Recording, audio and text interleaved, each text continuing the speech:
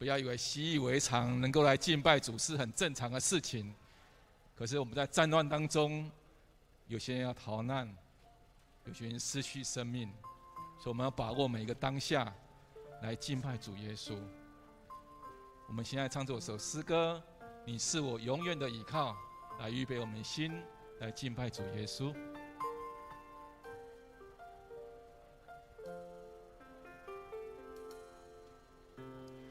每当我面对风浪，你总在我身旁，生命福分与我分享，更深的渴望。每当有困境阻挡，你旨意不摇晃，使我心中满有平安，充满无限希望。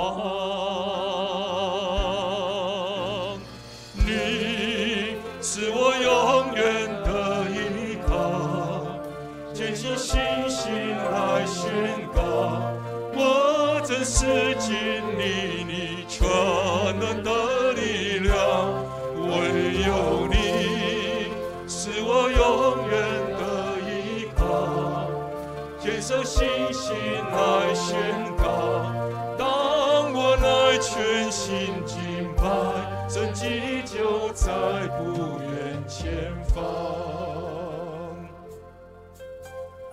每当我面对风浪，你总在我身旁，生命福分与我分享，更深的渴望。每当有困境阻挡，你旨意不摇晃，使我心中满有平安，充满无限希望。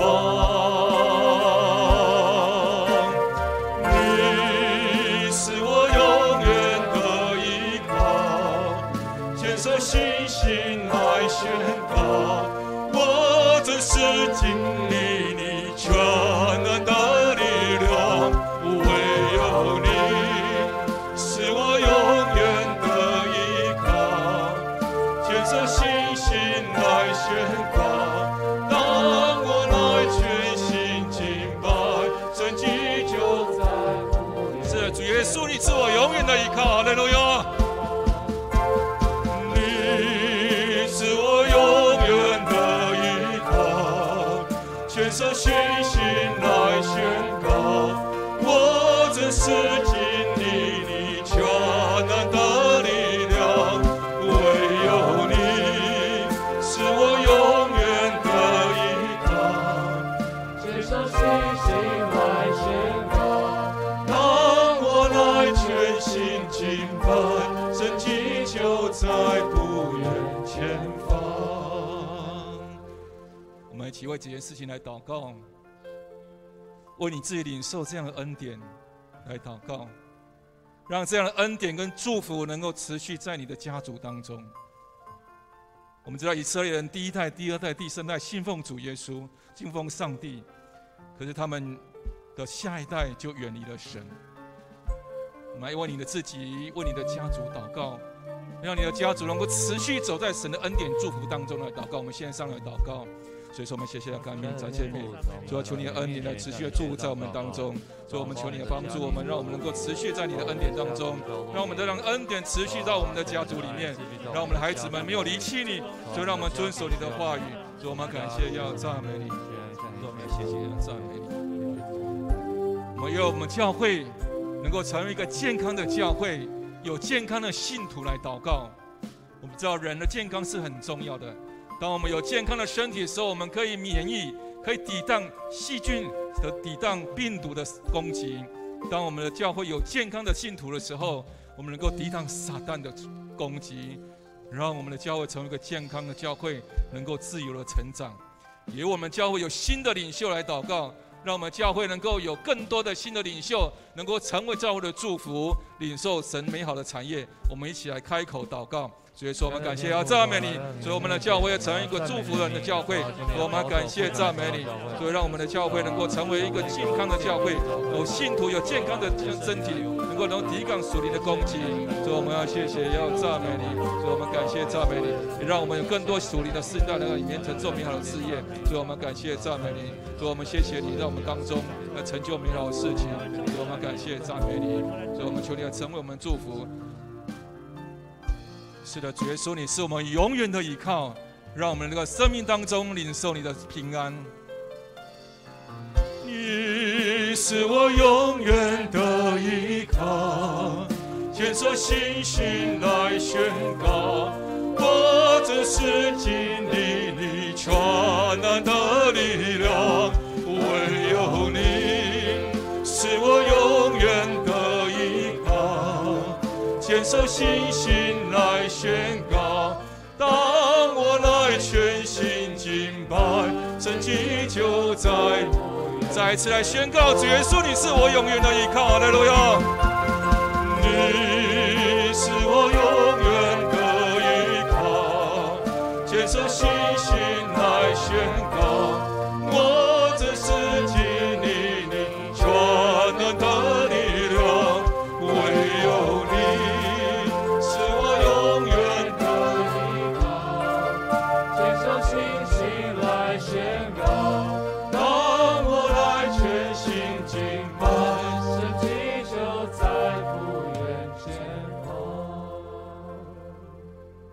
各位弟兄姐妹，我们今天来到主耶稣的面前，你很高兴看到认识的弟兄姐妹，你很开心。更重要是，你要带着渴慕的心来敬拜朝见神，让我们的教会能够成为一个热情敬拜、有神同在的教会，让我们教会能够真正活出丰盛的生命，能够委身基督传福音。愿主耶稣在我们的敬拜赞美当中，将他的宝座就设立在我们里面。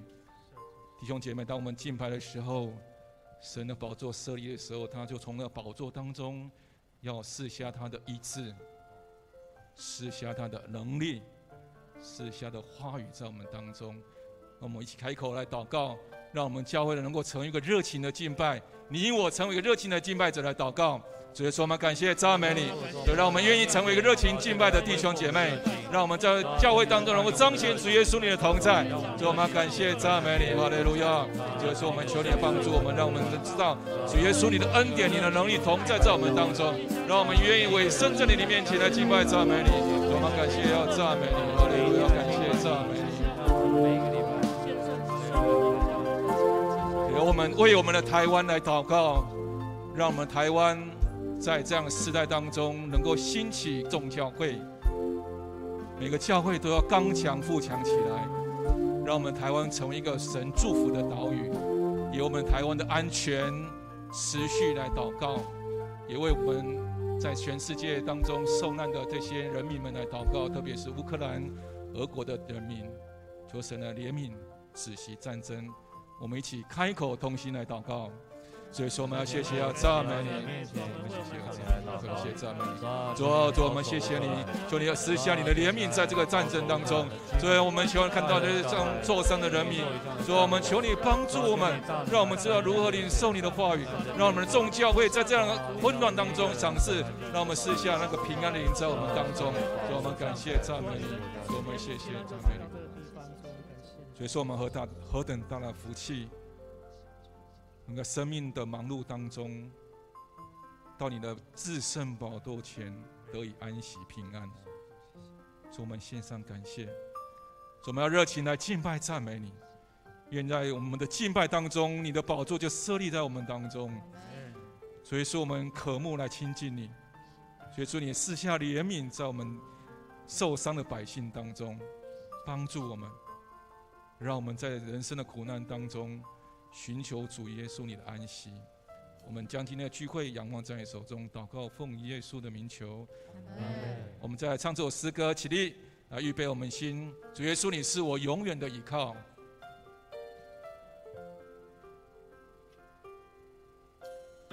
每当我面对风浪，你总在我身旁，生命福分与我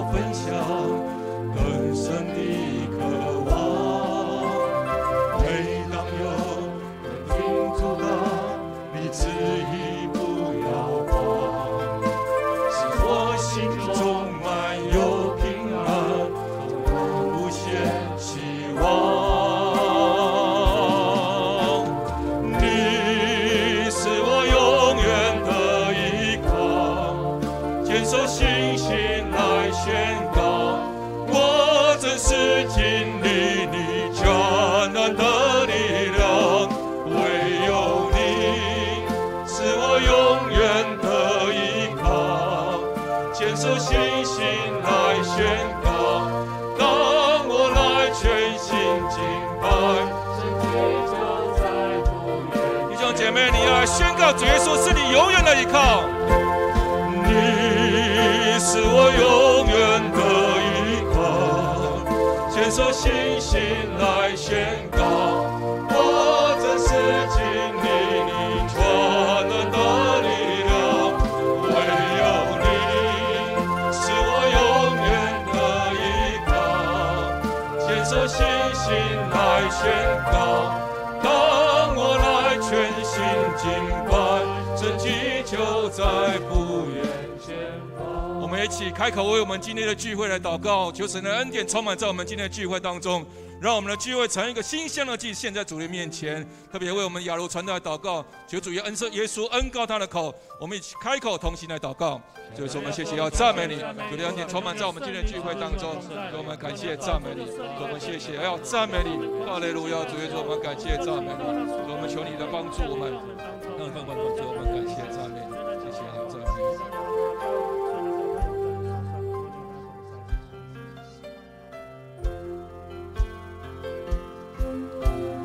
你是我永远的依靠，坚守信心来宣告，我真是经历你全能的力量，唯有你是我永远的依靠，坚守信心来宣告，当我来全心敬拜，神迹就在不远前方。弟兄姐妹，我们一起来预备我们心来敬拜赞美我们的主，这是耶和华所定的日子，我们要喜乐来赞美主，哈利路亚！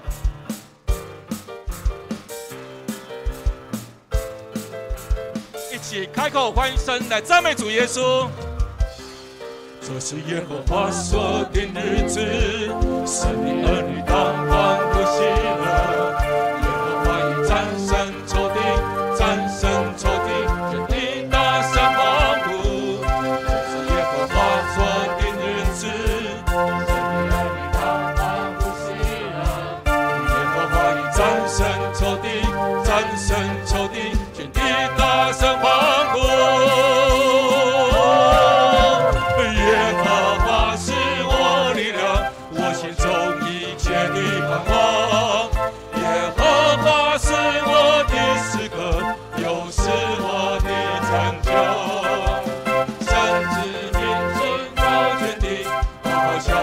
宣告你的名，高举的神的旌旗，我们称谢你，你是我神。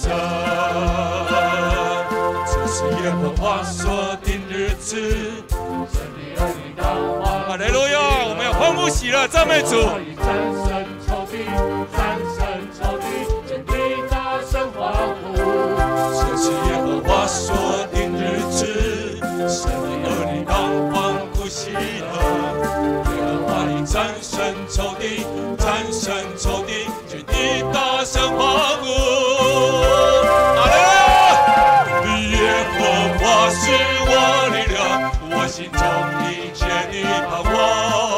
耶和华是我的诗歌，又是我的拯救。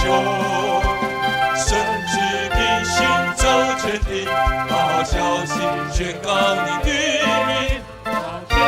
神的旌旗，我们称谢你，你是我神。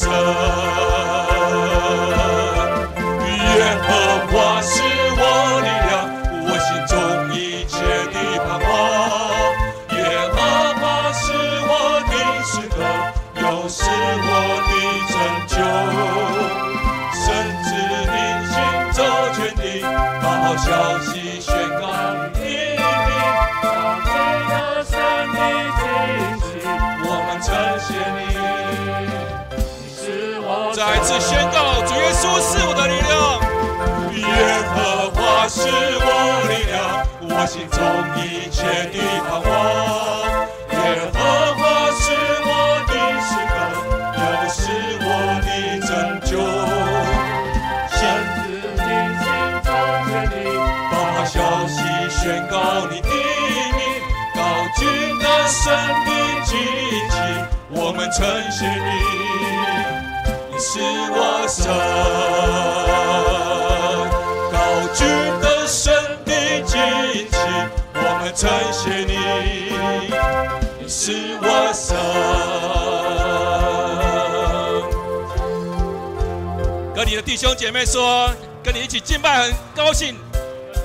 我们一起来敬拜主，一起来敬拜主。看到你真好，哈利路亚。神的子民合一聚集，热切期盼遇见你，天要敞开，神的道传遍，因为我们渴慕寻求你。在这里，耶稣你现在在这里，我相信，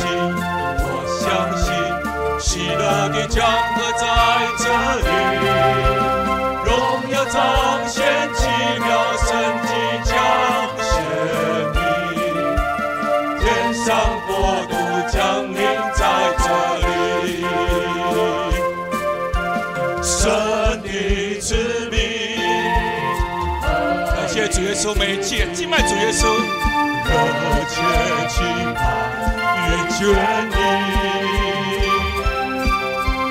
天要敞开，神的道传遍，因为我们渴慕寻求你。在这里，耶稣你现在在这里。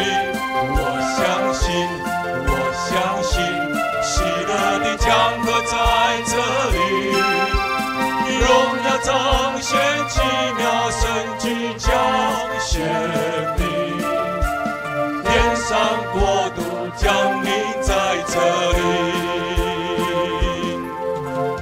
你的灵在这里，这里就有自由，生命自由运行无止境，第三道海星星，坚定不断升起，期待伟大神作奇妙事，在这里，耶稣你现在在这里，我相信。喜乐的江河在这里，荣耀彰显奇妙神迹彰显你，天上国度降临在这里，荣耀彰显奇妙神迹彰显你，天上国度降临在这里。天上国度降临在这里，哈利路亚！主耶稣，你的国度降临在我们当中，哈利路亚！主耶稣，我们感谢赞美你。我们弟兄姐妹同心合意在你面前来赞美你，愿你的名被高举。主耶稣，让我们带着谦卑的心，渴慕地引到你面前来。因为你是信实的神，你用你的恩典带领我们走过许多的人生患难，我们在当中体验主耶稣你的带领，体验主耶稣你的同行，我们要一生一世跟随你。谢谢你，和华，你是我的牧者，在你里面我一无所缺。你是我躺卧在青草地溪水旁来安歇，也是我的力量，我的盾牌。依靠你，我心里不再惧怕。虽有狂风暴雨，你大能手并紧，我凭信心走向前。扬声宣告你是心是神，赞美你，仰望呼求你。眼前云足引领，夜间我主保护，使我安然居住。扬声宣告你是心是神，全心信靠你应许。沙漠中开江河，旷野中开道路，耶和华必成就大事。耶和华是我的牧者，在你里面我一无所缺。你是我躺卧在青草地溪水旁来安歇，你是我的力量，我的盾牌。依靠你，我心里不再惧怕。虽有狂风暴雨，你大能手并紧，我凭信心走向前。扬声宣告你是心是神，赞美你，仰望呼求你。日间云足引领，夜间我主保护，使我安然居住。扬声宣告你是心是神，你是心是全心信靠你应许。沙漠中开江河，旷野中开道路，耶和华必成就大事。这时候邀请我们弟兄姐妹，你为你生命所遭遇的难处，这时候要跟你一起来开口来宣告，在神的面前。或你的事业有难处，或你的身体出了问题，或你的亲子关系有难处，或你的婚姻当中遇到难处，这些都带到神的面前来，向神来呼求。因为要知道神是信实的神，他必要在沙漠中开江河，旷野中开道路。耶和华要在你生命当成就大事，这就将你所有的苦处在神的面前来阐明。我们一起开口来为你自己来祷告。主耶稣，我们感谢赞美你。主耶稣，你是开江河道路的神。主耶稣，求你的帮助我们，在我们生命当中所遇到的难处，就成为我们的帮助，成为我们的祝福。主耶稣，你的帮助我们，在我们遇到许多的生命的困难当中，在我们身体的许多的难处当中，主耶稣，你来怜悯我们，你来帮助我们。在我们的工作当中遇到难处的，主啊，你来祝福我们，开我们的道路。主耶稣，在我们的生命当中，我们的婚姻当中，我们亲子关系，主啊，你要修复我们，主，我们的灵命不够人切的，主耶稣，求你来充满我们，再一次来充满我们，因为你是信实的神，你必要成我们生命当中的大事。主耶稣，你要帮助我们，让我们的生命得以高举在你的面前。主耶稣，你要帮助我们，所以你是信实的神，你是开窍路神，所以你要祝福我们弟兄姐妹在你面前所领受的一切祝福。所以我们谢谢赞美你，再一次来宣告，主耶稣，你是信实的神。扬声宣告你是信实神，赞美你，仰望呼求你，只见云柱引领，夜间火烛保护，使我安然居住。扬声宣，弟兄姐妹，你要宣告出来。哦，主耶稣，我们要谢谢，要赞美你。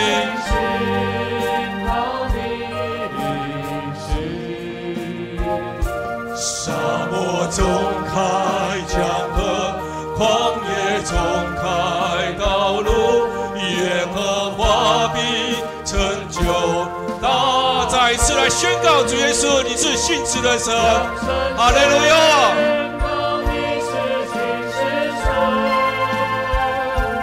赞美你，仰望呼求你，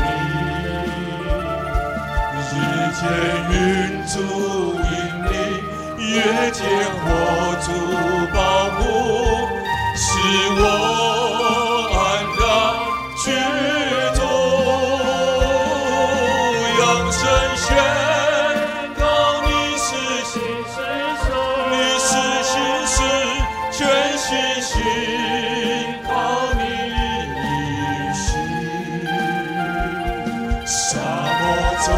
开江河，旷野中开道路，耶和华必成就大事。沙漠中开江河，旷野中开道路，耶和华必成就大事。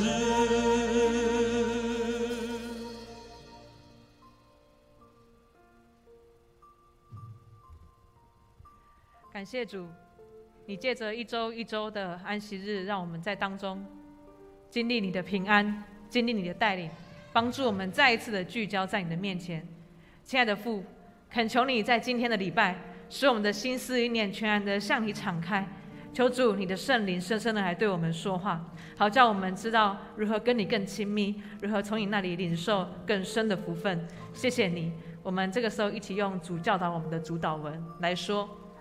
我们在天上的父，愿人都尊你的名为圣，愿你的国降临，愿你的旨意行在地上，如同行在天上。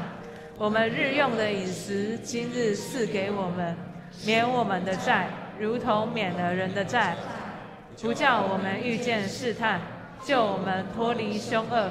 因为国度、权柄、荣耀，全是你的，直到永远。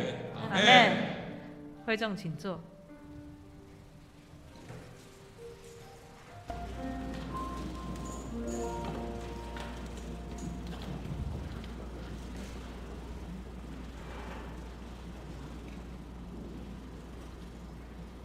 恭读上帝的话。今天的圣经记载在哥林多前书第10章第1到13节。我们起来读。弟兄们，我不愿意你们不晓得，我们的祖宗从前都在云下，都从海中经过，都在云里、海里受洗归了摩西，并且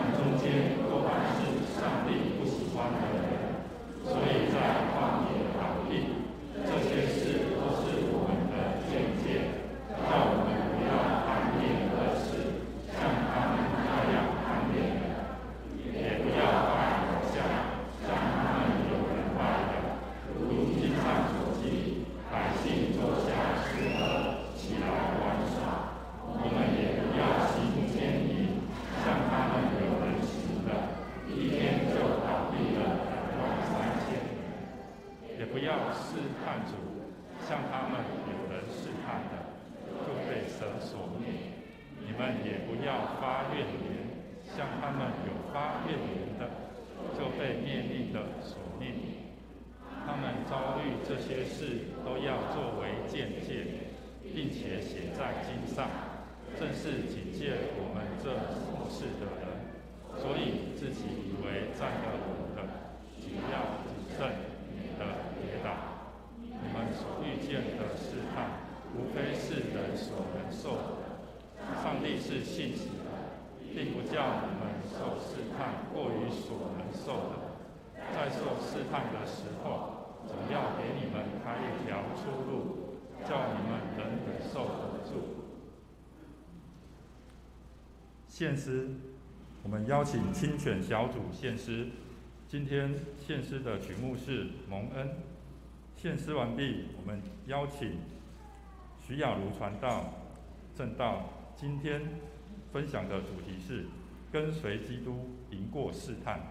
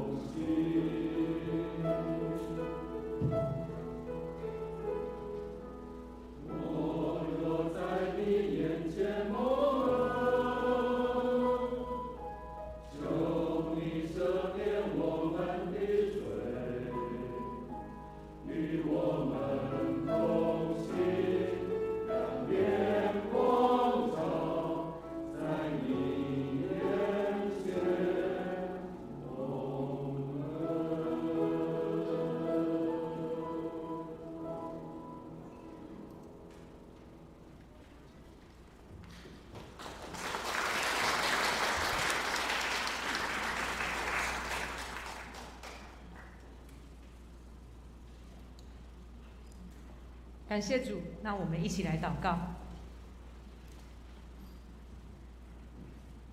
亲爱的天父，谢谢你在我们呼求你的时候，你时常向我们施罗恩典，让我们能够得见你的容面，让我们知道怎么依靠你。亲爱的父，恳求你帮助我们，在今天的礼拜中，我们再一次渴望你在我们的生命中做主做王，因为我们相信你的圣灵使我们明白圣经的话语的时候，我们能够越来越欢喜的来跟随你，越来越有力量的来跟从你带领我们走的那一条路。谢谢你，将祷告侍奉耶稣基督的名，阿们。大家平安。在这几个礼拜以来，我们很多人都明显的感受到我们周遭的环境或是世界的局势十分的不稳定。那夏牧师也在前几周不断的跟大家要分享，怎么样来胜过一些忧虑或是不安不平安的一个状态的信息。在这个时期，我相信我们当中的许多人并不容易感到盼望，特别需要回到主的面前来调整我们的方向，来得到安息。而今天呢，我们从哥林多前书的段落中，我们就会很清楚的看见，要从社会给我们的整个风气或是文化风俗中来得到一个力量，来坚定的跟随主，其实是真的非常的不容易的。当我们真的不看社会上的风气或是一些对我们生命的影响的时候，想要更多的依靠主来有不一样的盼望的时候，最先遇到征战或挣扎的，可能就是在我们自己内心的身上，因为我们的心开始要对抗整个环境告诉我们的事情，对抗整个环境提醒我们的不安。这些想要跟随主的意念，可能一步一步的挑战我们，要进一步的来面对我们生活真实的样貌，在主面前是什么样子，进一步的挑战我们要养成新的习惯。所以到底这会是一个什么样的状态呢？我们就从今天哥林多前书的这个段落来了解到底会发生什么事情。好，那很简单的，这边有一个地图嘛，大家知道哥林多教会在哪里吗？就在哥林多城嘛，对不对？对，哥林多教会在哥林多城，很明显嘛。好，那我们可以看到哥林多城，它是在2个海域的中间嘛，对不对？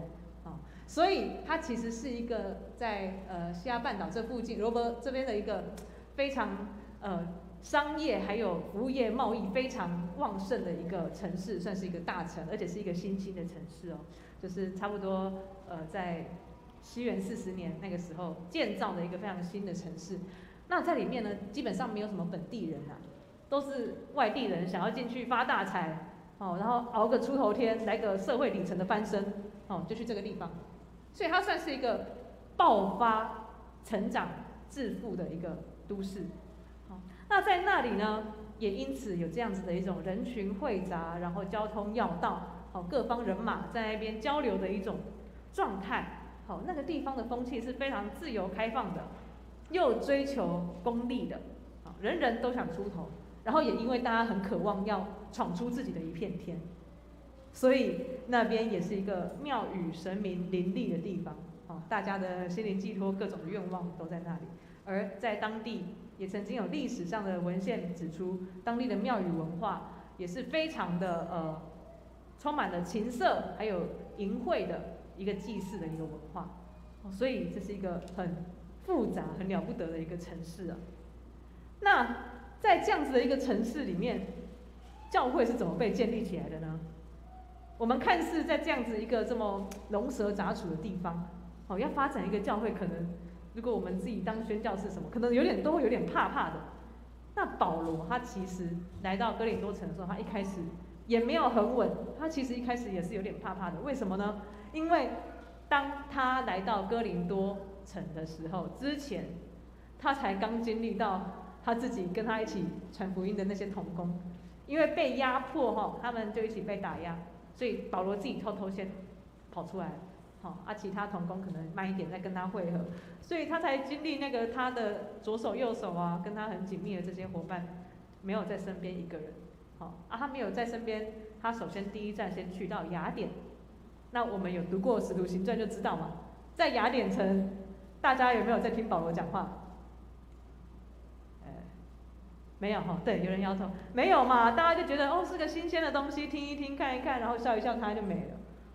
所以保罗一开始在外邦的雅典城，他宣教是非常挫折的，然后他身边又没有伙伴，所以他下一站在雅典不顺利，他只好跑到哥林多。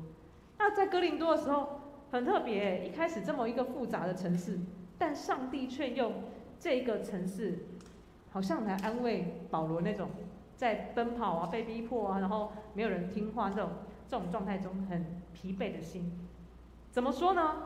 没想到哥林多这个城市，它因为很多东西杂处在那边，然后反而他们对福音的消息是相对开放而且容易接受的那保罗他在那边住了一阵子之后，竟然就有同行业也是卖帐篷的弟兄姐妹接待他一起住。那住一段时间之后，他的同工们竟然顺顺的就跟他一起到哥林多会合了，所以他的同工回来了。他在那边好像得到了一个好好的休息。那同工回来之后，他就开始认真的传福音。他传福音的时候呢，他还经历到上帝帮助他的一件事情。如果我们看《使徒行传》第18章，我们就会看到保罗他说，哥林多教会是他晚上在祷告，很怕在那个地方传福音又发生什么事情的时候，神亲自安慰他说：“不要怕，只管讲，因为我与你同在。因为这个城市里面有上帝的百姓。”所以这个意象非常的清楚。哥林多的这个复杂的城市里面有神要拣选的教会在当中。那保罗就真的跟从了这个应许，在里面宣教，在里面传福音，还真的没有遇到什么政治上或是什么宗教犹太上的压迫，犹太人上面的压迫。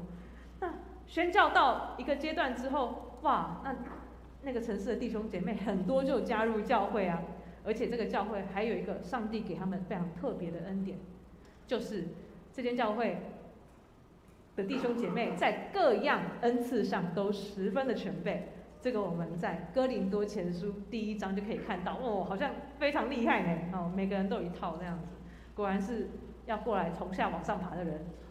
好，所以保罗就在那个地方这样子待了1年半的时间，是他在所有宣教地点中待的第2长的一个城市。可见在那个地方他得到很好的可以传福音的机会，在那边他跟很多弟兄姐妹有很好的互动。好，不过这就是一个刚开始宣教的甜蜜期而已。为什么呢？因为我们看哥林多书信的内容，就可以知道，当保罗离开这个城市一阵子之后，教会出现了各样的问题。在里面出现什么样的问题呢？我们如果照哥林多书的结构来看的话，就会发现，里面开始出现那个大家做礼拜的时候很混乱我们做礼拜的时候就有人忽然站起来，在那边就是扰乱礼拜秩序，然后也有分党结派的问题，教会里面也有信徒的婚姻很奇怪，怎么跟那种继母结婚或什么的然后还有拜偶像、信上帝的人、信耶稣的人拜偶像的问题。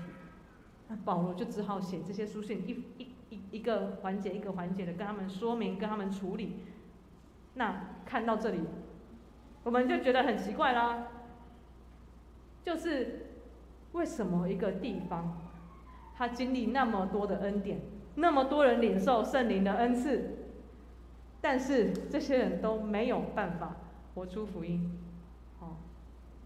他们的生活环境是受到了什么样的试探，导致他们明明领受了很多上帝的恩惠，结果到最后还是好像没有走上一条让神很开心的路。那我们今天看的段落，就是从哥林多前书第10章，我们来看保罗用这一段经文的比喻来怎么描绘他们遇到了什么事情，为什么这群教会的弟兄姐妹会是这样子。好，那我们就来看，我们一起来念好不好？第10章第1节到第3节，预备开始。弟兄们，我不愿意你们不晓得，我们的祖宗从前都在云下，都从海中经过，都在云里海里受洗归了摩西，并且都吃了一样的零食。好，都吃零食。好，然后我们先简单看一下这1到3节，很简单嘛，它是用出埃及的以色列人出埃及的一个比喻，在以古鉴今。就是以前以色列人每天都吃天上的玛拿，然后从云里就是那个云柱嘛，从海中摩西过红海嘛，在云里海里，然后受洗，就是说他们效忠于摩西的领导的意思。保罗用一种比喻的方式来描绘这个图画，都一样吃了从天上来的食物。好，这边就我们看一下就可以，也喝了一样的灵水，从磐石里面涌出来的，上帝给他们在旷野中喝的水。然后他们每天的生活有一个灵磐石，那磐石就是基督。这些词汇我们听起来很奇怪，但其实这个灵磐石，它是犹太人的一种用语，就代表说，耶稣或是神的同在，好像一个很强健的石头一样，跟着他的子民这样晃来晃去。然后他们可能说就有水涌出来，他们累的时候想依靠的时候，石头就在那边。所以它是一个上帝非常稳定、坚定的同在的意思。那这个磐石就跟着他们这样在旷野这样绕来绕去，不是我们依靠磐石，而是磐石跟着我们走。那所以这是一个非常大的安慰。但10章5节他就说，但他们当中多半是上帝不喜欢的人，所以都在旷野倒闭了。怎么会是这样子的一个状态呢？好，那如果我们继续看下去，就可以看出保罗很明显还用出埃及的图像在比喻哥林多教会的事情，请他们留意警戒以下几方面的试探。他们会因为这样，就是虽然领受恩典，但走歪了，是因为面对了某一些的事情哦。那是哪些事情呢？保罗在接下来的章节提出了5个内容。我们简单的看过去。好，第1个，不要贪恋恶事；第2个，不要拜偶像；第3个，不要奸淫，不要试探主，还有不要发怨言。保罗用古代的故事挑出这几个项目来警戒哥林多教会的信徒。那我们就觉得说，奇怪啊，为什么会是这5个呢？我们就简单把它们分成2大类来看了。这2大类其实呢，可以分成第1到3个提醒是一个大类。为什么这是一个大类呢？因为原来在哥林多城贪恋权力地位、贪恋恶事、拜偶像和行奸淫，他们都跟这个城市的信仰文化、整个风气有关。为什么呢？因为哥林多城它是一个那个地区非常大的城市，然后他们2年1次就举办那个地峡运动会，它的那个地点地峡海峡那个地峡的运动会。那个运动会呢，是整个那些半岛地区大概数1数2大的一个集会哦。那个集会里面，就像我们现在的奥运嘛，谁可以参加？就政商名流嘛，就会被邀请嘛，然后有名望的各国领袖嘛。那这些人他们去参加这个运动会，那边就变成了一个上流社会彼此社交、交换一些讯息的一个场合。那他们在那边吃喝，然后运动会开始前，最要强调的就是一个运动员的精神，对不对？运动员的精神，他们就开始有那个酬谢希腊神明的戏剧，还有非常大的一个参宴。他们会演一出跟运动员有关的神的剧哦，然后希望运动员表现出那个神的精神，然后就感谢那个神，就一起吃饭。所以这个东西在那个城市里面，可以想象是一个非常盛大豪华的宴席。那甚至如果你要建立社会人际关系的被受邀参加，那是什么？那是荣幸吧，对不对？人家看得起你。但是当教会里面的弟兄姐妹有人受邀去参加的时候，他们却让软弱的弟兄姐妹因此跌倒了。为什么？为什么信主的人还去那边跟人家看那个剧，然后吃给那个神的饭？大家会看啊，所以就有这种冲突。好，所以保罗提出这5方面的提醒，对这些渴望往上爬的哥林多教会的人，困不困难？非常困难嘛，对不对？那边就是大上流社会可以往上爬的一个地方，大家在那边交流。但是保罗提醒说，你们这样去没有见证，我们应该在软弱的弟兄姐妹面前放弃这种机会。好，所以总之这3点就是当时的信仰文化：贪恋权力地位，还有某些东西，还有偶像，还有那个时候的信仰文化跟一些性行为的事情是连在一起的，所以这些都是跟那个城市的社交庆典文化有关系的。好，第一个，保罗要他们面对这个；第二个，第4、5两点，他讲出人性中非常共通的一个事情，就是当上帝没有照人的意思、人的祷告来做的时候，就会开始想要发怨言，就会想要开始说啊，不然你上帝你怎样怎样怎样。我们来更深的看第4个项目。第4个项目在圣经里面说，不要试探主。那这个试探2个字，其实有包含埋怨，甚至是包含审判上帝的意思。所以第4和5，不要试探主，不要发怨言，其实就是在指责那些跟随上帝的人，竟然开始审判上帝，想要在自己在意的事情上控制主，你应该要怎么做，你应该要怎么做才对。那在读到这边的时候，我们会不会觉得有时候这和我们这个时代很像？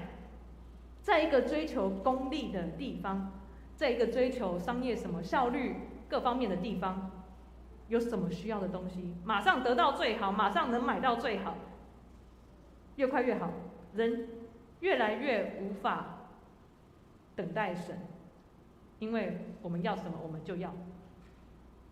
所以哥林多教会所面对的试探，简单来说，就是信主之后，信徒仍然追逐世界所推崇的目标，这是第一个大的试探。在那个风气底下，他们还是渴望那些东西。第二个，在各方面想要控制上主，甚至是会用埋怨、用试探的方式来审判上主。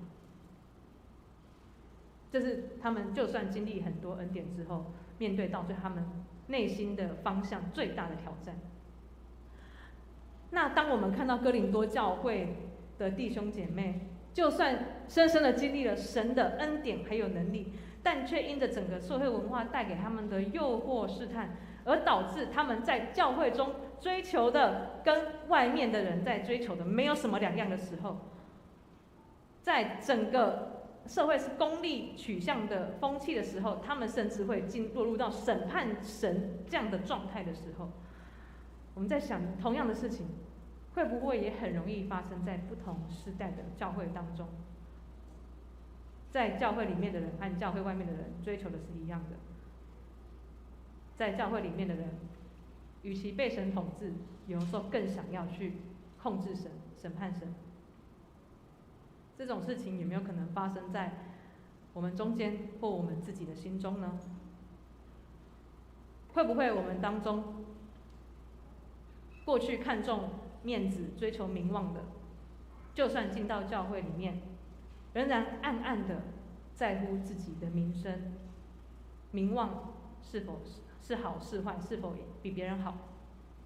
会不会曾经过往渴望自己很有能力来赢过别人的，信主之后改成追求灵恩的力量，在自己还不明白圣灵的工作的方向的时候，就想要控制圣灵来达成我们的目的？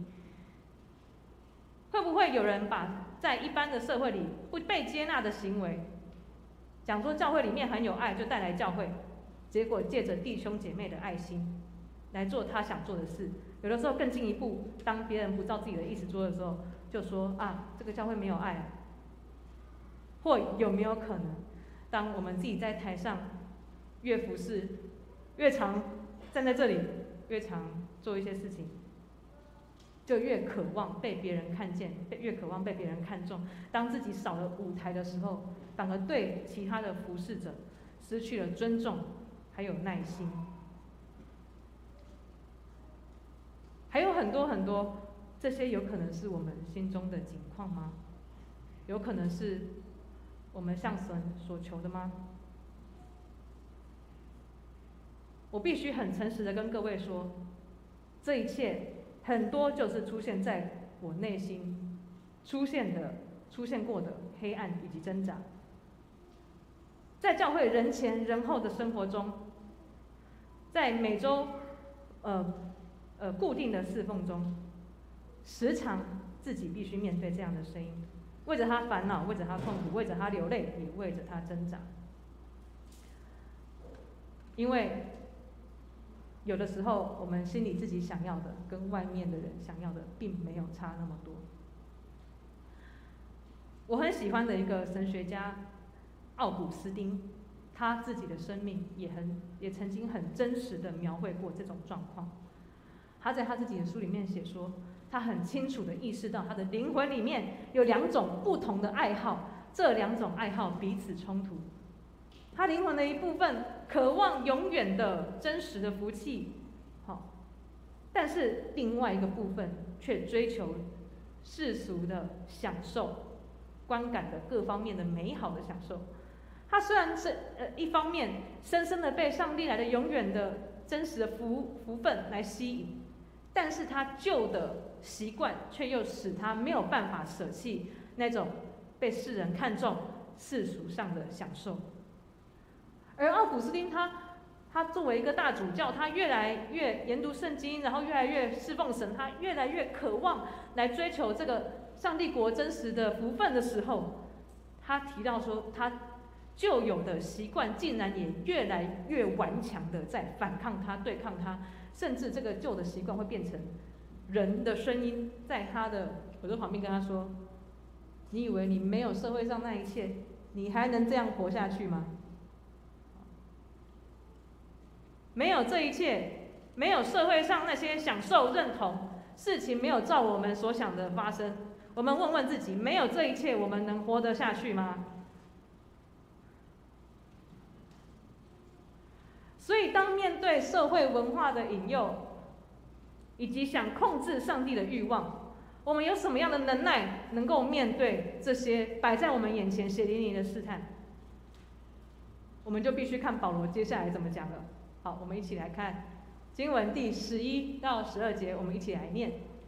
他们遭遇这些事，都要作为鉴戒，并且写在经上。这正是警戒我们这末世的人，所以自己以为站得稳的，必要谨慎，免得跌倒。第13节，你们所遇见的试探，无非是人所能受的。上帝是信实的，必不叫你们受试探过于所能受的。在受试探的时候，总要给你们开出一条出路，叫你们能忍受得住。好，这3节简单，保罗给我们2个方向，帮助我们大概明白我们可以怎么样的来面对这些血淋淋在我们面前的难处。第一个，保罗他说他不让他的子民受到承受不起的试探，会为他的子民开路。好，怎么说呢？我们更加的细看。在哥林多前书10章13节，他说：“你们受的试探，无非是人所能受的。”人所能受的这个词，又可以翻译成从希腊文翻译成，又可以翻译成说，你们受的无非是属人的。好，所以他就在提醒说，我们在面对这种，比方说社会环境风气所带来给我们的恐惧、惊慌的时候，这些东西它是有限之物，并不是定夺我们生命永恒之事的事物。所以属人的它是有限的，它是短暂的。保罗提醒我们，那些使我们担心害怕的是这么微小的事情，我们需要清楚的去认识这些东西它的真相，只是一个虚幻的短暂的恐吓。有时候虽然对我们来说很真实，但是我们需要很谨慎的去分辨它的短暂，还有它的威胁是什么。那我们知道这些我们所担心、失去、害怕的，可能是属人的，但是那主要怎么样帮助我们在有力量舍弃这些，继续活下去呢？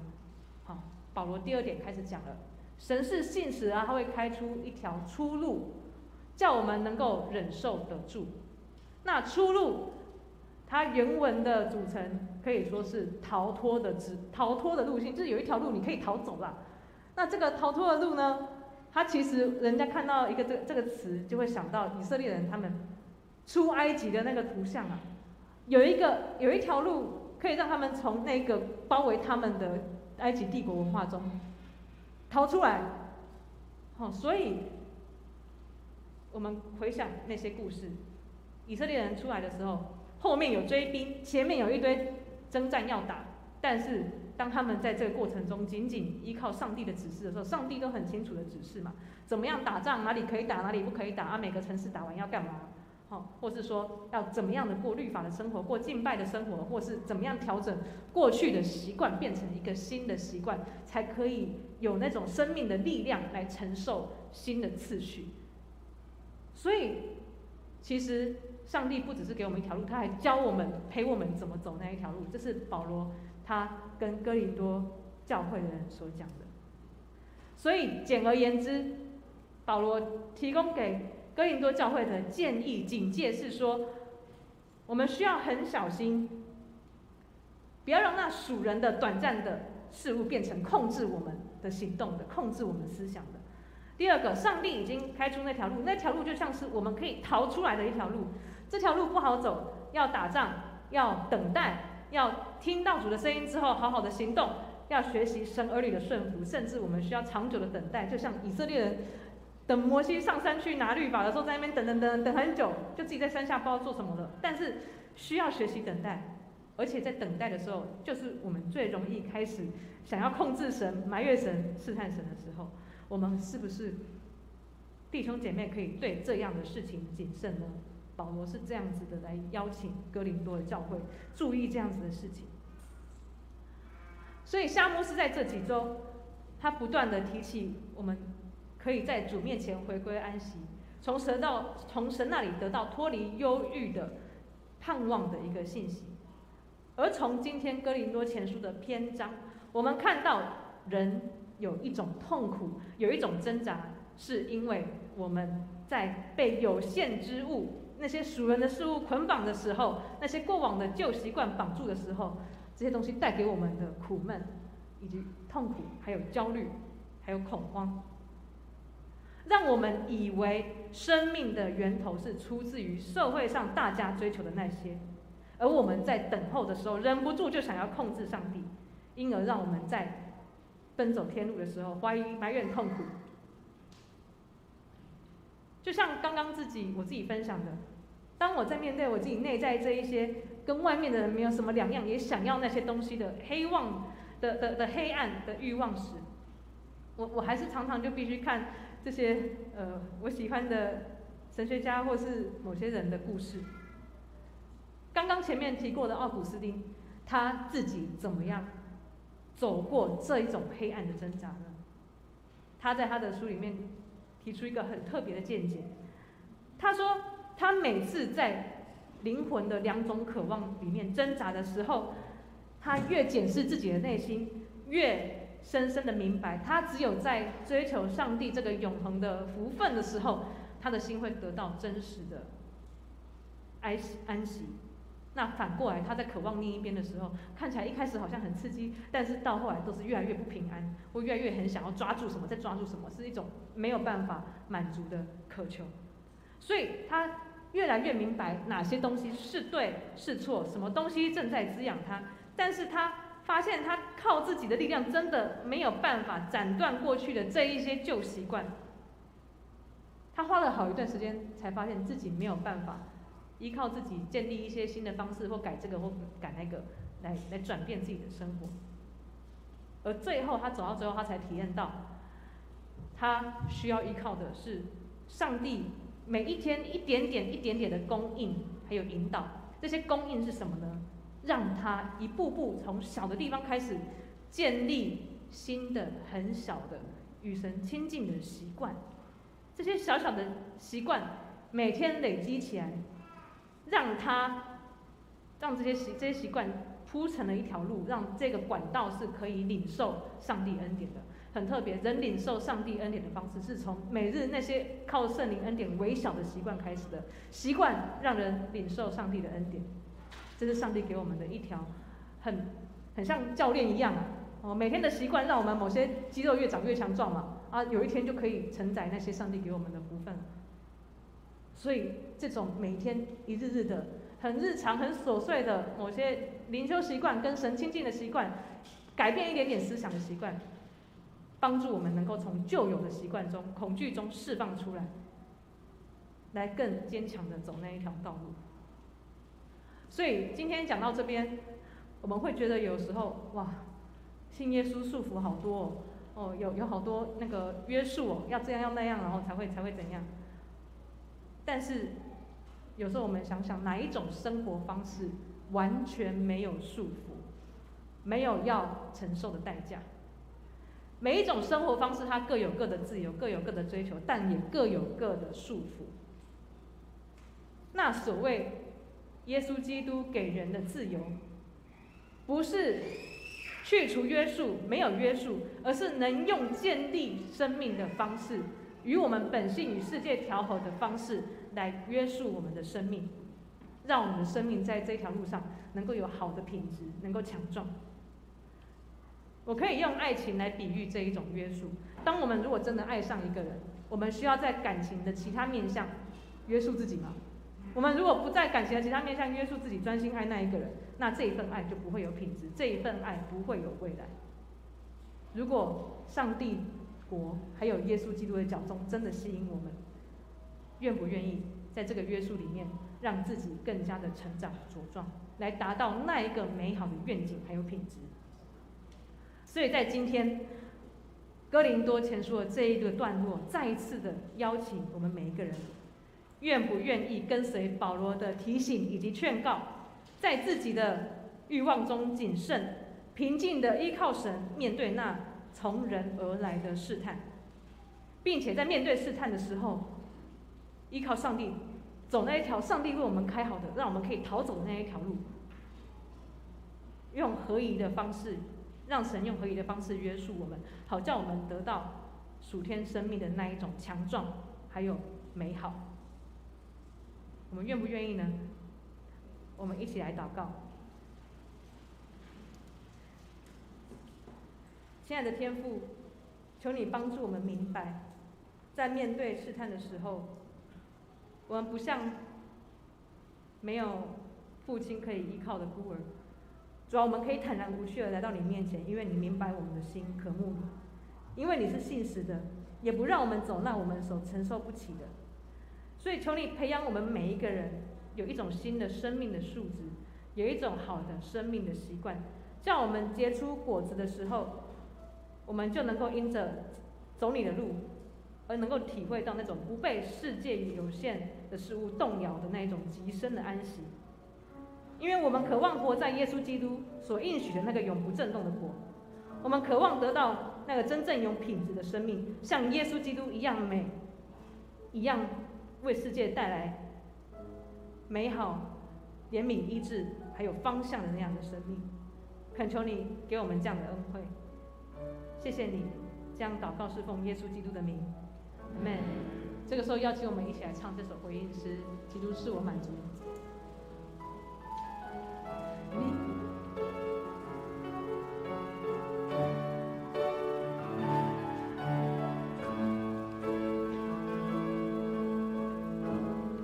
主是我奖赏，你是我奖赏，是我唯一所爱慕。这世上没有事物能够带给我满足，在试炼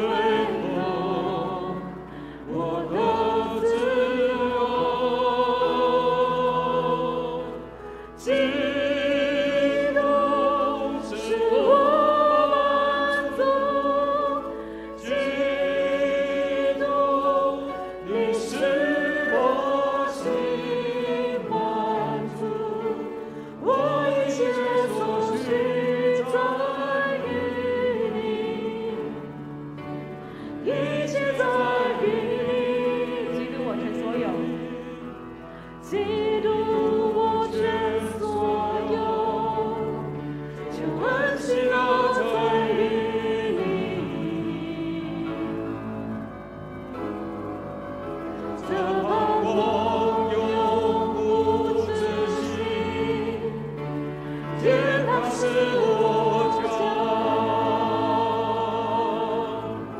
暴风雨中，我应歌唱，与你同行，荣耀归给上帝。基督是我满足，基督，你是我心满足，我一切所需在你，一切在我们你。用生命的人才说，我已经决定要跟随耶稣，永不回头，永不回头。我已经决定要跟随耶稣，永不回头，永不回头。十架在前面，世界在背后，永不回头，永不回头。十架在前面，世界在背后，永不回头，永不回我们头。请钢琴的音乐继续，邀请我们的弟兄姐妹，这个时候为自己生命中那真正渴慕的事情，那个在我们灵魂中拉扯我们的事物，来深深的向神恳求，恳求神让我们明白什么是我们生命中真实的快乐还有安息。我们一起来为自己的生命祷告。亲爱的主，还是把我自己的生命陈列在你面前。主啊，很多时候我深深的明白，主啊，我是如何的跟一般的人、跟所有的罪相似。但主，谢谢你让我能够明白你的心，明白你的美好，明白你给我们的愿景，主要帮助我更深的来渴望有你同在的生命。主，谢谢。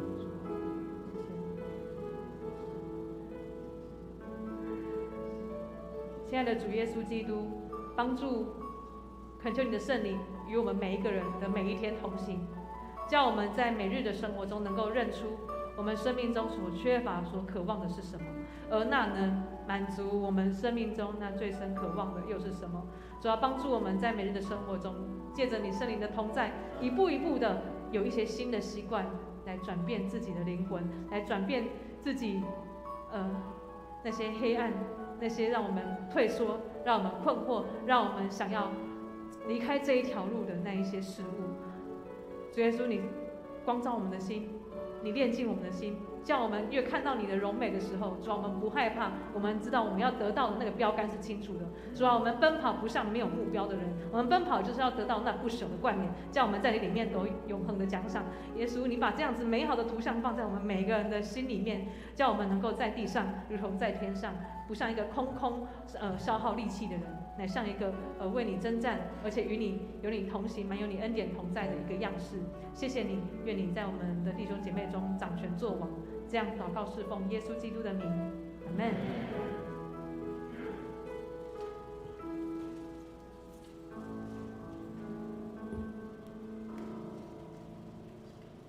我们一起来奉献。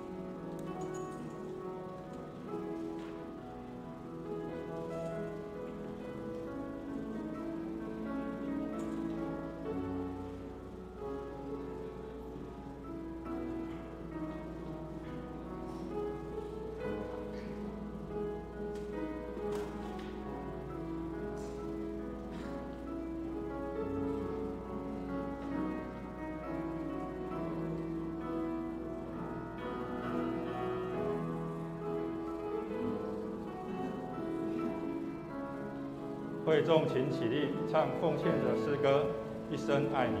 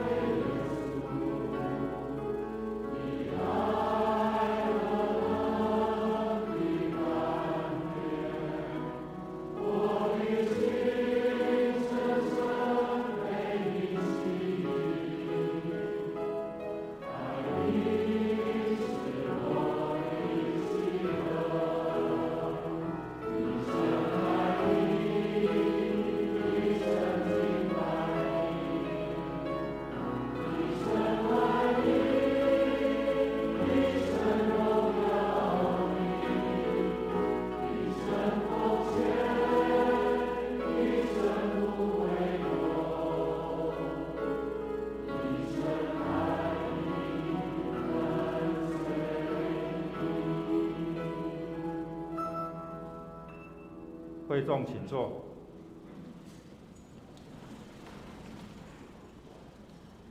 在报告之前，我们先一起来读本月金句，记载在以赛亚书25章第1节，我们一起来念：耶和华，你是我的神，我要尊崇你，我要称赞你的名，因为你忠信诚实，行过奇妙的事，成就你古时所定的。以赛亚书25章1节。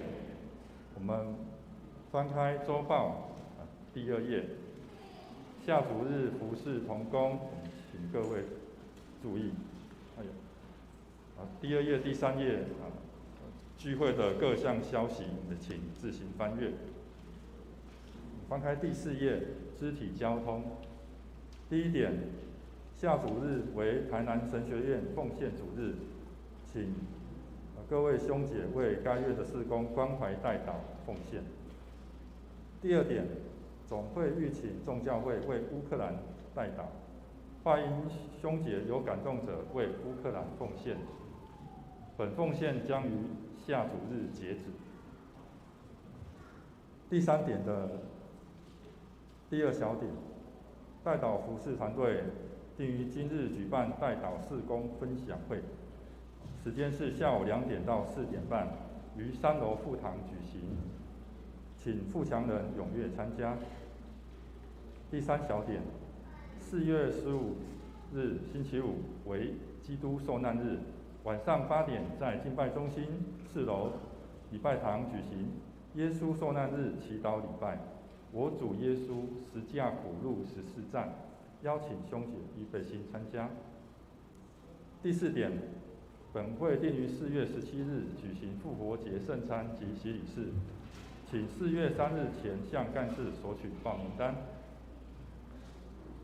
第5页第6点，教育装备团队报告。第2期理查有道班，第1期经营有道班有多位兄姐取得证书，待会请牧师来颁发证书。后续的理查有道班以及经营有道班陆续开课中，欢迎有兴趣的兄姐踊跃报名。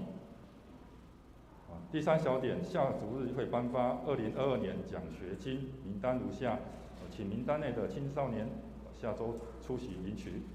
下主日也会颁发2021年读经完成的名单，还有京剧背诵完成的名单，请名单成员出席。第6页的第8点，影音团队招募 PPT 及影片制作同工，有兴趣学习者请向胡哲龙团长报名。第10点，富强周末讲堂，4月16日基甸牧区邀请新竹新恩堂潘荣荣牧师专讲。第7页的第2小点，4月24日是邀请李信仪老师主讲，详细的内容请自己看。第11点，其他消息报告。本会林宗老师的次女林恩惠姐妹于3月12日星期六蒙主赏赐一男婴，取名武章恩。愿主保守婴儿健康平安成长。我们翻开第8页，肢体交通的第3点请为持续为病痛休养中的兄姐医治代祷。中会及社区消息第2点，中会长职联谊会3月27日举办葛兆熙牧师专题演讲，请于3月21日前向办公室登记报名。其他我们请夏牧师补充报告。各位弟兄姐妹，我来做几项这个补充哈。第一点就是我们在每一个月的最后一个主日呢，如果没有其他的特别的活动，我们就是会安排这个叫做医治祷告会。那就是要鼓励弟兄姐妹呢，在自己身心灵有软弱不足的时候，愿意在大家同心代祷当中，到神面前接受按手祷告。所以下个礼拜天2堂礼拜呢，请有这个需要的，或是我们小组长来鼓励他们到前面来，也请我们的长老，还有我们的代祷团队能够到时来一起服侍。当然也包括我们的敬拜团用诗歌在祷告当中一起来来服侍请大家预备那第二个刚刚有提到呢，我们这个4月17号是复活节的圣餐礼拜那一个主日呢，我们已经讨论过要由圣歌队来做一个诗歌集的一个全本的一个献唱所以我们要把它合并成一堂所以等于是我们从9点开始一个全程的一个礼拜，还有包括洗礼跟圣餐，所以大家预备心在17号是用9点就来我们特别是第2堂礼拜的那一天呢，我们要参加受洗的洗礼的，请在4月3号以前报名，因为这样我们才能够安排这个学道班让这些要进入教会的人有一个很好的研习还有另外一个牧师再补充一下，就是我们在6月3号到4号，就是在我们的端午节连假的当2天我们要举行一个长职还有领袖，就是我们的侍奉团队小组长牧区的一个首长的一个年终灵修会，是为了要更加的彼此分享、凝聚彼此的鼓励。那我们请所有这些名单当中的弟兄同工尽量能够在这2个礼拜先做一个报名的动作，让我们才能够统计名单真的有那个时间有困难的，也请向我们的小组我们的那个区长或是我们的办公室做一个回应一下，那我们就可以掌握参加的人数因为要订那个住宿的房间好这些补充报告以外呢，我们今天呢在结束前一个非常宝贵的时间，就是我们的理财有道，还有我们的经营有道这课程已经有举行过一段时间。第2期的理财有道完成了，第1期的经营有道也完成了他们第2堂有参加礼拜的要来颁发证书给他们。不过在颁发前呢，我们一个非常好的一个分享就其中的学员呢，我们的蔡鹏君姐妹，她要分享一下她参加这个课程所得到的学习跟帮助，我们拍手鼓励她来到前面来。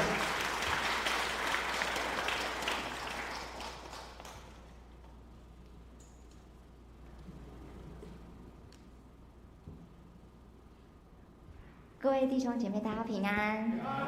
感谢牧师，感谢就是教会让我有一个机会可以来分享我就是上完这个理财有道的课后的心得这样子。好，那首先我要先感谢这些人，就是我们富强教会的教育装备服饰团队的执行长，就是我们的慧琪执事。这课程真的很棒，是我上了这个课程之后我才发现原来这堂课程要报名不容易，我们竟然在富强教会就可以上这么好的课程，所以我要首先先拍手，先感谢我们的教育团队，真的谢谢。然后因为我是就是我们富强教会祭奠牧区激励小组的姐妹。那我现在是3个孩子的妈妈，有第3个孩子在我肚子里。那所以呢，就是要上课其实是很不容易，尤其这个课程是开在平常的晚上7点到9点。我很感谢我的丈夫，我当初要跟他说我要报名这个课程的时候，他完全 support 我，就说 OK 啊，你就去啊。那当初会想要上这些课程，其实一方面是我感谢神，是我就是结婚之后我是家庭主妇，但是我先生是全力在赚钱，但是他完全信任我，让我去掌管我们家的财务。所以我想说，天哪，神真的很恩待我，因为介平跟我说，因为我们结婚了，夫妻就是一体的，我们不需要财产分你我，所以结婚之后我们的钱就是一起共用。那这样我去工作，那钱就让你管，我完全信任你。那在这个过程里面，我也觉得，我是不是需要装备？看到教会一开这个课程，我二话不说，我马上报名，因为我觉得我有这个责任在这上面。那在我就是因为要有小孩要上课不容易，所以我非常感谢我的好朋友义珍，还有我的婆婆嘉荣。如果不是他们帮我顾小孩，其实我很难抽出这段时间去上课。所以我觉得，真的很感谢他们。那我当初报名的这个动机，除了是刚才我分享到，因为我现在就是家庭主妇，我掌管我先生赚的钱，然后做一些开支之外。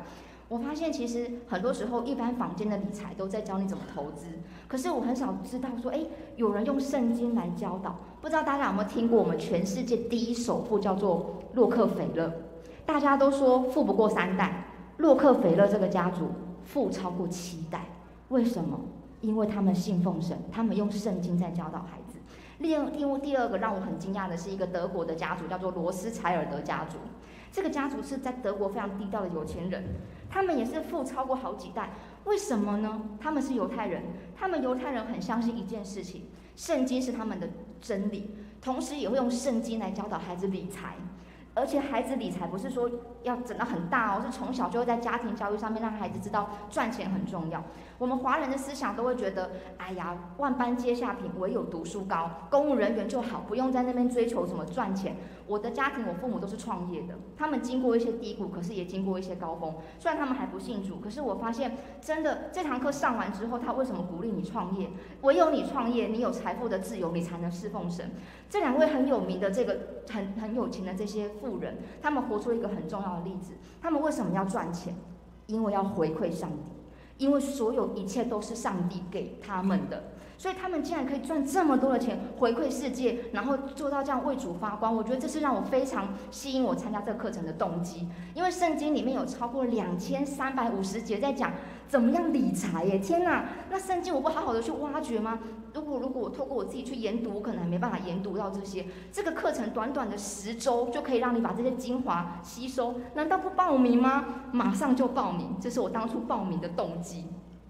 在这课程内容，我们简单来讲。其实正常来讲是上10周，我们这个课程老师上了11周。那他就是有前面一开始就先跟我们介绍这个课程哦，你回去要先读完一本书，叫做《理财赢家》。书要先读完哦，读完才能来上课。为什么？老师不教你知识，读完之后我们用小组讨论，每一个同学都是老师，大家的经验都不一样。透过在学校里面，就是这个教会的课程里面，大家彼此分享，好像是同时之间读了很多本书一样，然后从他们的生活中得到经验。那这里面你发现这个图很重要的一点就是神的角色，我们的角色摆在中心。所以这堂课是翻转我生命很重要的一堂课，因为它让我们很清楚的知道，我们今天有赚钱的能力，不是自己的才能，一切都是上帝的恩典。那你是否把你生活的次序摆在对的位置？你接下来再上这些课程，你才能够有生命得到一些造就。所以它简单来讲，课程是像这样子，为期10周。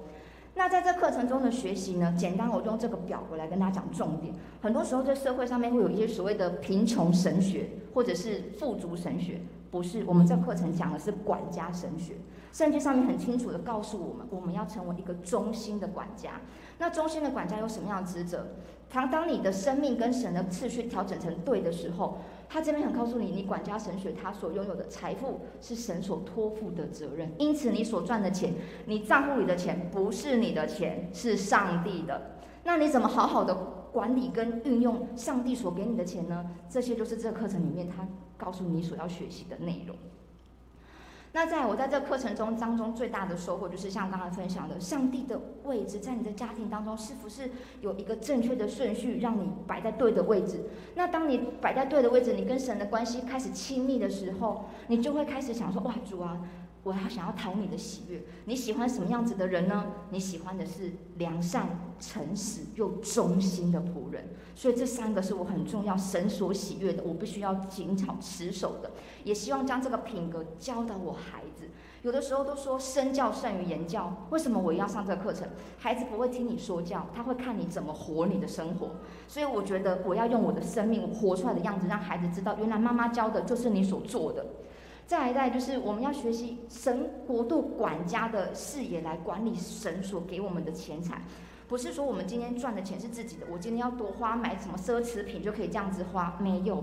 其实他很清楚的告诉你，你的收入为什么这个洛克菲勒他很聪明，他可以付超过期待。他有一个教育孩子的理财方式很简单，他分3个存钱筒。他跟孩子说，你今天如果收到了一笔钱，首先第一个部分你要放1/3是放在奉献。好，你要奉献给我们的上帝，因为我们所有一切都是神给的。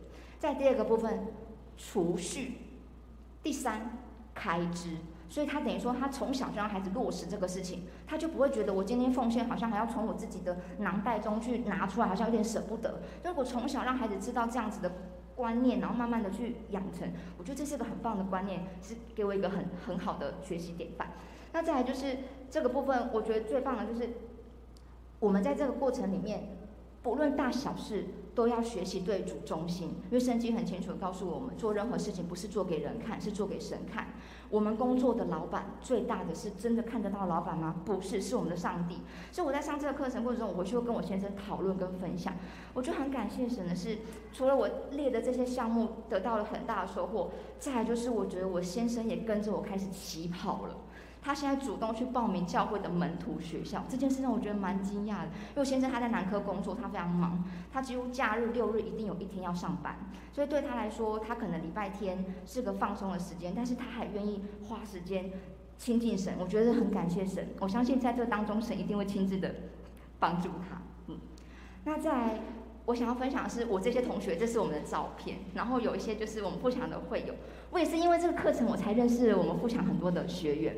然后在这个课程里面，我觉得我们开始学习所谓的彼此相爱，因为大家有不同的个性、不同的方式，但是在这个过程里面，我们可以从别人的生命当中分享。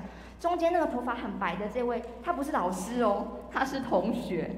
他有会跟我们分享，因为他在大陆经商，因为他爸爸生病的关系，所以提前回来。所以我觉得很感谢神呢。我觉得透过这对夫妻，他们已经60几岁了，他的年纪比老师还大，所以他来这里虚心的上课，同时分享他人生经历，是给我很大很大的收获。因为他走过了他人生当中很大半的时间，那他回过头来开始去调整他跟神的生命。如果我们在年轻的时候就可以被神调整，那是多么有福气的事情。所以我很鼓励我就是姐妹，不一定这种课程一定是先生，我觉得只要是夫妻，像我的经验就是我来上课之后，神是同时祝福这个家庭，因为让我们在同心祷告的过程，会同心把那个焦点汇集在对的地方，然后走在神的心意当中，神是会大大祝福的。所以我真的很感谢这个课程。然后最后我想要分享这个一切的领受，就是万有一切都是上帝的，带不走的要知足，带得走的要追求。这段话是很深刻到大家心里的。什么是带不走的？就是我们在这个属世上面所拥有的一切，不论是你财务、房子、车子这些有形的东西，未来是带不走的。我们是赤身肉体来到这个世界，离开的时候也是。那什么是带得走的呢？是那永恒的盼望，就是你跟上帝的关系。所以我们要在这件事情上面追求永恒的事情上面，是要很努力的去追求，那个才是未来带得走的。那接下来就是成功若与侍奉耶稣基督无关，则毫无意义。因为我们很清楚知道，我们人生当中最大的老板就是我们的上帝，就是耶稣。那我们要做什么样的事情是可以荣耀神的？这件事情可以思考。因为世界上有圣经里面记载的这些人，他们都是因为追随上帝，他们会被记录下来。有一些也很成功、事业很成功的人，但是他没有追随上帝，他并没有被记录在这个圣经里面。因此很清楚的知道，这不是我们所要追求的生命。那刚才就后面这个部分，就是我有跟大家提前到，就是圣经的教导是可以帮助我们富超过3代的，只要我们的观念是正确的。最后呢，我要来强烈招生一下，我们的第3期已经额满了，是秒杀。我们现在是报名第4期哦。第4期这课程真的超级棒，我非常鼓励大家去火速去跟办公室报名。那再来它有一个进阶课程哦，有的人说不定已经上过了理财有道，那我们还有经营有道，经营有道第2期，大家可以踊跃报名，跟我一起当同学这样子。相信如果这一场与神同行的学习，一定是一个甜美又畅快的美好经验。谢谢各位。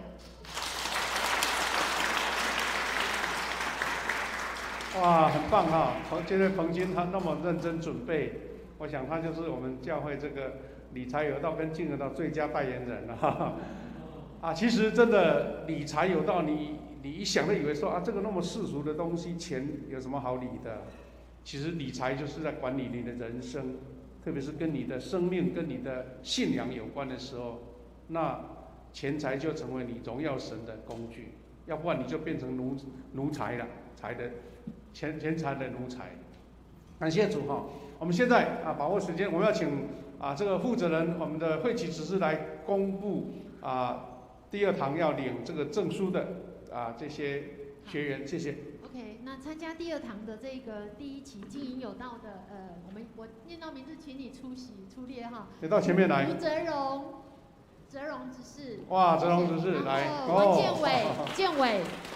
他们是参加第1期的经营有道班，然后衷心参与这样的一个查经课程，然后满期我们会给他这个台湾冠冕真道理财协会的证书。那理财的也一起哈，理财的也一起。好，理财有道班的是雅茹传道，雅茹传道也。彭军毕业了。彭军，然后银芳有没有来？银芳在这边。好，银芳先生好，夫妻一起一方，然后胡泽豪，然后建州，哇，我们邀请牧师来帮我们颁发这个证书。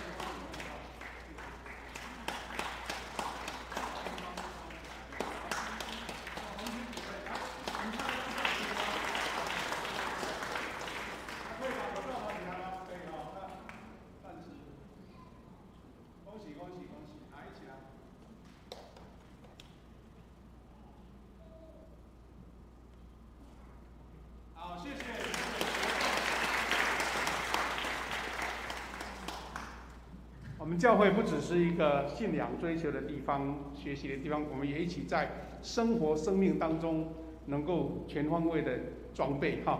请大家记得要报名，因为他不想大班了，就是小班制，有小组的方式哈。感谢主我们的报告补充到这边，我们来做结束，谢谢。会众请起立，吟唱颂咏的诗歌《我的神，我的王啊》。最后，我们再请夏牧师祝祷。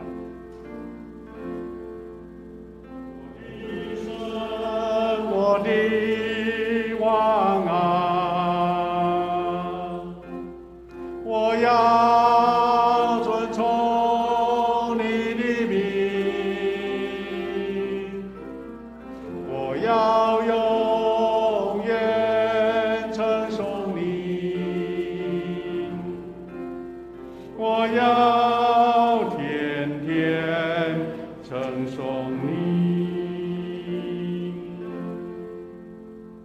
愿主耶稣基督的恩典、上帝的慈爱、圣灵的保守、相通、扶持、怜悯，跟每一位弟兄姐妹同在，从今时直到永远。阿们。阿门。阿门。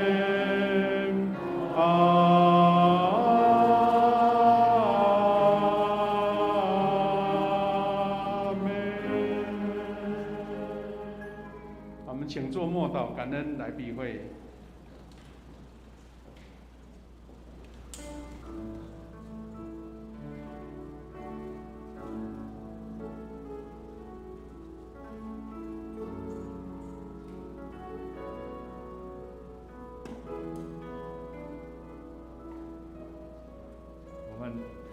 今天第2堂礼拜在这边结束，各位兄姐可以互相请安问好。